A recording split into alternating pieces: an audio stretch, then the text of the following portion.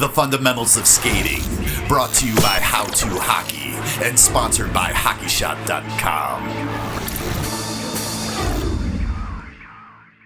Hey guys, it's Jeremy from HowToHockey.com. And Scott from Science of Skating. In this video, we're going to touch more on the importance of that good knee bend, and we're going to expand on it and talk about why you should continue to stay in that good low stance while you're skating, turning, stopping, and why it's going to be important and vital for your skating skills. I'm here with Scott Grover. He's been teaching power skating for over 30 years, and in the last video, we talked about the importance of the knee bend. Now we're going to talk about using the knee bend and maintaining it while you're skating and why that's important. Okay, so let's recap again. Wide base, low center of gravity makes us balanced. And again, balance, if we go back to, let's take a fighter for example. When a fighter fights, they don't punch and lean back. They punch and stay over top their feet because that's where they get their power from. Our legs, when we push, are exactly like a punch. We have to stay balanced over top of them, nice and low, all the time.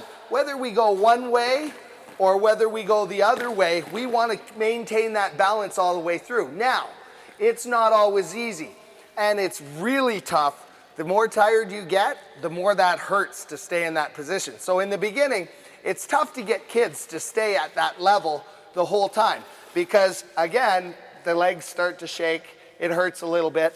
But the bottom line is the more you do it, the less all that happens. The less it hurts, the less they shake. Knee bend, you need for crossovers, you need for turns, you need for lateral movement. We need it for all that stuff.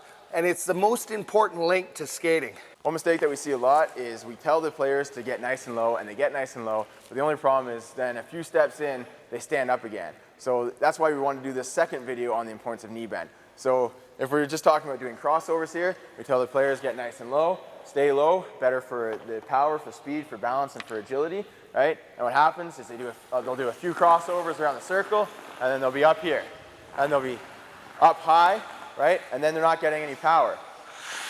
So something that we want to mention is to make sure that you maintain that good knee bend throughout your entire stride. So like Scott mentioned, your legs start to get a bit tired, and you naturally just want to do the easiest thing you can do. And the easiest thing to do is kind of just walk around the ice or walk around the circles like a public skater, right?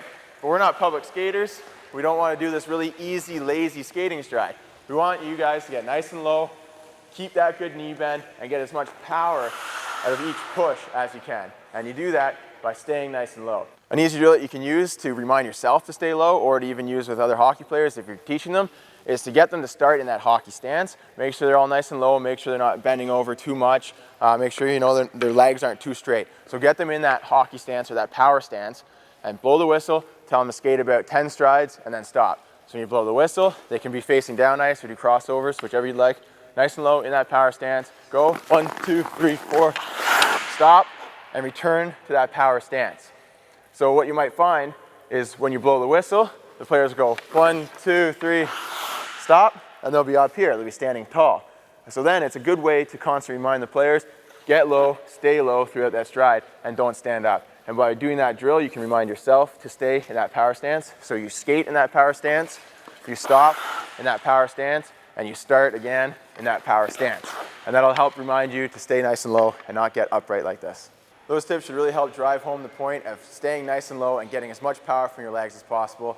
It's one of the most important tips that we can give to hockey players, and believe it or not, no matter how long you've been playing for, you can always probably get a little bit lower, and I've heard that even the pro hockey players still work on getting low in the off season because they get into bad habits when they're skating, playing 82 games a season, they start standing up, and then when they get skated in the off season, that's the first thing to work on, is getting low and getting as much power from their legs as possible.